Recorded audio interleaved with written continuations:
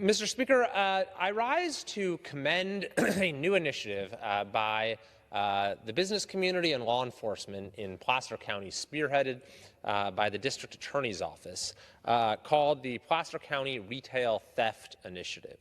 You can see here a printout of signs, window signs, that businesses in Placer County can now display. It says, "This business is protected by Placer County's Retail Theft Initiative. Warning, Placer is invested in holding those who steal from our residents and businesses accountable to the greatest extent the state law allows." Now, the reason this is necessary is that there has been an epidemic of retail theft in California, owing to very misguided changes to the state's criminal laws, as well as very misguided choices by certain jurisdictions to defund police and to have prosecutors who refuse to enforce the law.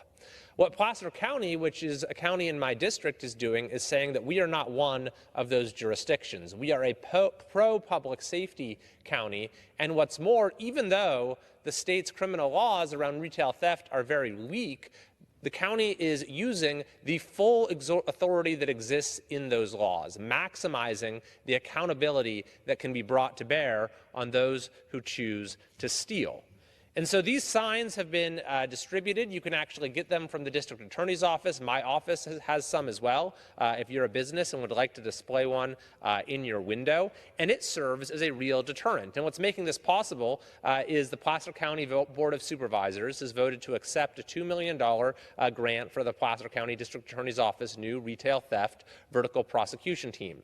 With these grant funds, the DA's office will add a full-time deputy district attorney, a district attorney investigator, and a crime analyst to work on the investigation and prosecution of retail theft crimes. The vertical prosecution structure provided by the grant allows for cases to be handled by the same investigator and prosecutor from case filing through adjudication. So you can see here the broad coalition that is behind this initiative. It's not just the DA's office, it's the Sheriff's Office, it's the Roseville Police Department, it's the Rockland Police Department, the Auburn Police Department, the Lincoln Police Department, Colfax, as well as the business community. You have the Roseville Area Chamber, you have the Lincoln Chamber, you have the Rockland Area Chamber, you have the Auburn Chamber, the Forest Hill Chamber, Colfax Chamber, Loomis Basin Chamber, an entire coalition that has come together in order to make this a very clear deterrent. So again, this is an actual sign that businesses can have in their window so that thieves who are walking by will see that if they choose to prey upon this business, if they choose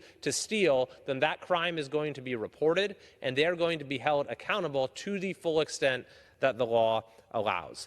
In this way, I believe Placer County is setting a model for jurisdictions across California. And in fact, this isn't the first time that Placer has done this. Placer County was also the first county in the state of California to obtain a murder conviction for fentanyl. Again, the state's laws, similar to retail theft on fentanyl, are not as strong as they should be. The legislature and governor have refused to act to pass stronger laws, but the district attorney's office has managed to use the authority within existing law to bring the full measure of accountability on those who prey on the public.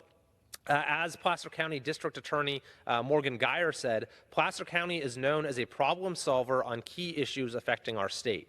Our county's collaborative and innovative approach to statewide problems, coupled with our ability to address these problems proactively, makes Placer County a leader in addressing challenges affecting our quality of life. This retail theft initiative shows that we are united and dedicated to fighting retail theft in our region. And it's one reason, by the way, why folks want to come to our county. While people across California, the population of California has been steadily declining, it has actually been increasing in our county, and a major reason is the dedication of those who are in public safety roles and the support that exists in our community for supporting law enforcement as a key facet of maintaining our quality of life. Now, of course, you can look at other parts of the state, like San Francisco, where you are seeing precisely the opposite, where there's this downward spiral of retailers continuing to close. It's like a new business every day seems to shut down. The city city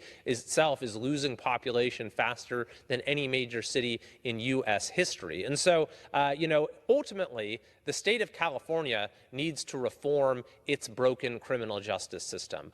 Initiatives like Prop 47 have dramatically reduced the consequences that are available for retail theft, for open drug use. Other policies like Prop 57, realignment, and many more have weakened our ability to hold offenders accountable. But what Placer County is shown is that even with being dealt a bad hand from the state, it is still possible for the community to come together to insist on accountability. And I think that what they're doing is a great model. And I'd certainly encourage any businesses within Placer who are seeing this to pick up one of these signs in order to protect your establishment.